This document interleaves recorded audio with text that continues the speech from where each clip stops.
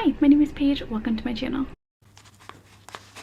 So it is already Sunday and I have not even updated at all about this vlog and what I've been reading and what I've been up to. So I definitely need to check in right now. Wow, I've been so good in the past couple of weeks, but this is the first week that I've definitely just completely spaced. I swore I gave an update on Under the Whispering Door, but apparently I did not. So this week has just been kind of busy. I've hung out with a couple of my friends and I've gone shopping and just been doing fun things. I like never get out of my house, so it's the first time I've gotten out of my house. But I did read Under the Whispering Door. I finished it a couple of days ago and I've kind of had to take a little bit of a break from reading kind of heavier stories because it was just back-to-back TJ Klune angst. But I did love Under the Whispering Door. I rounded up to 5 stars because just in the end it was everything that I was looking for in that book and everything that I wanted it to be, but it was very emotional. I cried a lot. I think I got like one clip of me crying towards the end, and I didn't want to film anymore of that because you've already seen enough of my sobbing cry face recently. So for Under the Whispering Door, it is definitely kind of set in that house in the Cerulean Sea world. It feels like it's not really confirmed, like there's no really big tie-in to it. There's like a couple of references to like an island in the Cerulean Sea, like here and there, like in a photograph or something. So I don't know if it's like 100% confirmed that it's in the same world. There's no talk about like magical youth or anything, but it had that like same charm and quirkiness that the other one did, and so I loved it for that reason, because a lot of TJ Klune's older works are a lot heavier and darker, and these ones just have like a cheerfulness to them that is not present in the other ones. Like the Green Creek series and his Lightning Struck Heart, the Tales for Verania series, I mean, they are more grounded in reality, even if they have like fantasy elements to them. It's a lot of like life kind of is hard sometimes, and these are the things we have to go through, and sometimes great things do happen, but it's still just very like realistic. And Under the Whispering Door still felt realistic in some aspects, but it also had that just fantastical feeling to it. A lot of whimsy where things just didn't feel as depressing, even though it does cover a lot of depressing topics. It covers death by murder, death by suicide, death of a child, death by illness, like terminal illnesses, and the different ways that people grieve after death, and the way that people come to terms with their own death, and what happens, and the scariness of not knowing what comes after death, and all of those things. So it had a lot of heavier elements, but it just didn't feel as dark as his other books did, and I really liked that about it. It felt much more cathartic to read this and to cry through this one than it did his other books, where I just felt heartbroken and a little bit empty after some of them, just because it hurt so much for all of the deaths that have happened in his other older books that I've read. So this one, the deaths in this just felt handled in a brighter way. It's one that if you want to have a crying story but don't want to just feel completely stripped raw, this is a good one to read. I really did enjoy it. The love story I personally liked. I have been reading some reviews that people didn't really understand where their love came from and how they connected. So in the story, our main character Wallace is the man who dies, so he's the ghost in the story, and he falls in love with the ferryman. And the ferryman's name is Hugo, and he has a ghost grandpa who is still living with him and a ghost dog, and the reaper named May is also living with him in this tea shop. And it's just like a really good character story about these people just coming together after death, and Wallace trying to become a better person. And the love story I thought was super cute. They were begrudgingly put together, but they realized how drawn they were to each other and that their connection after death was really strong. So I don't know if any of this makes sense. I really enjoyed it. It was just a really heartwarming book, and I definitely see myself reading it a couple more times in my life.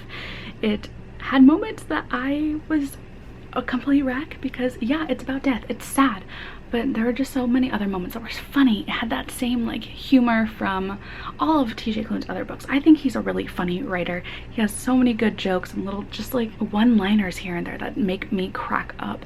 So it was funny, it was sad, it was romantic, it was just so much in one book. So I definitely love that one. I definitely recommend getting that one when it comes out in a couple of days. I've been rambling for a very long time, so I guess I should update on anything else I've been reading. No, I've only been reading a book for a secret TBR that I am trying to push through. Might DNF this book because it's not very good, but I am going to try and read How to Be a Normal Person. It's really short. I'm going to start this sometime tonight. I do need to clean my room though because my friend is coming over tomorrow and we're going to do some arts and crafts. So if I remember, you might be able to see some of the crafts that we're doing.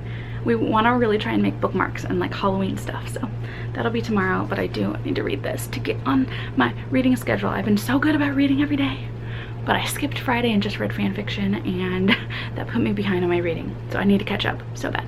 So I guess I will let you know what I do. So I'll ask Carla. Hi. So me and my friend were working on some collages, as you just saw, but I wanted to show what I've made so far because she brought a bunch of old magazines over and there were a lot of pictures of Princess Diana in them, so I decided I wanted to make some Princess Diana bookmarks just because I had a lot of pictures of them. So I have this one that has a picture of her walking, and then on the back just a couple of pictures and a little article about her, and I thought that it turned out really cute. But this one is not yet finished. I don't know what to add to it, but I have this side, just black and white pictures of her, a little article. She's holding a puppy in one. She's holding, what's his name? Is it William? I think that's the first one. Yeah, William in the top picture. And then on the back I found pictures of her with both of her kids. I assume these down here are her kids, but I feel like this side's missing something, so I don't know what to add to them, but I thought they were kind of fun. There's a lot of other like random things that I have that I could collage onto other ones, but I want to look for other magazines because I have an idea to do like an 80s themed one. And then she had a lot of like old Playboys too that we're considering making like Playboy themed bookmarks in the future, but she wants to get more Playboys so that we can have more options of what to put in there. So it was really fun. It was cute, but I haven't been reading at all. And I do need to read How to Be a Normal Person by TJ Klune. I need to finish that by tomorrow for sure. But I did end up getting the audiobook through Audible. I also got The Bones Beneath My Skin and Tell Me It's Real. Those are both TJ Klune books that I wanted to read this week, so I did get those on Audible just because it helps me so much, and my focus has been terrible the past few days, so I need something to focus on, and audiobooks will help me with that. So I'm gonna start that tonight. I just ordered Chipotle. Hopefully it'll be here within the next 20 to 30 minutes and I can eat, but I just want to watch YouTube right now, so I think I'm gonna do that for a little bit, and then I will eat, and then I will tell you what I'm reading or how I'm feeling about what I'm reading. Okay, so I have made it halfway through How to Be a Normal Person, and I don't know if I'm loving this one as much as other ones, but it is funny. It's lighthearted, which I am very relieved for because the past few books I've been reading by TJ Klune have not been lighthearted whatsoever, and it's been emotional. It's just been an emotional few weeks. So this one is a breath of fresh air, but I'm not sure how I really feel about this one. So we have Gus, who is our main character, and he's an oddball. He has a pet ferret. He works in a video rental store in 2014, and he just is a strange man. He wants to be grumpy all the time. He doesn't really want to smile. He just kind of is like, he's a bit like Eeyore in the sense, but in a funny way. And so he meets this boy named Casey who is just like immediately infatuated with Gus. He's like, this is a cool kid. I like Gus. I want to be best friends with him.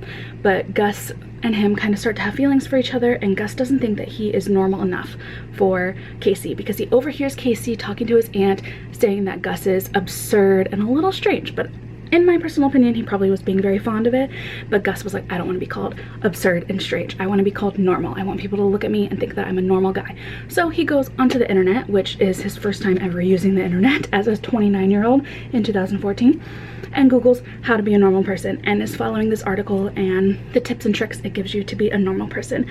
And so far, Casey's just kind of like, okay, rolling with it whenever Gus does something super strange, but it's fun, it's cute, it's lighthearted. It feels similar to the like caricatureness of Under the Whispering Door and House in the Cerulean Sea, where like nothing is serious. It's all just a big joke, and I like that. But there is no magical element in this one, so I guess it's kind of similar.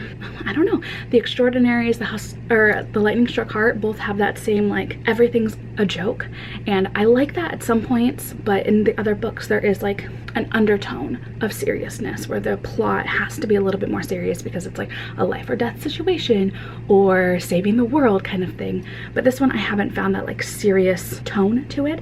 So I am personally not loving it as much as I have others, just because I don't know when this is gonna get serious. And I'm halfway through and it just feels like a big joke. But I think if you're looking for something super lighthearted, this would be a good one to pick. But I don't think I will be able to finish this in this vlog. I am going to go see Hamilton with my mom again, and I kind of underestimated how much time I have, and I need to edit this video and get it up for tomorrow. So I will be finishing this in the next vlog, plus a couple other of TJ Klune books, because I am working at my friend's shop the next couple of days, and I'll probably be reading while I sit there waiting for people to come in and buy stuff. So I will be checking in my next vlog on how this one goes. I assume I'm gonna like it enough. It just doesn't seem like it's gonna be a 5-star read for me. But thank you so much for watching. I will see you in my next video. Bye.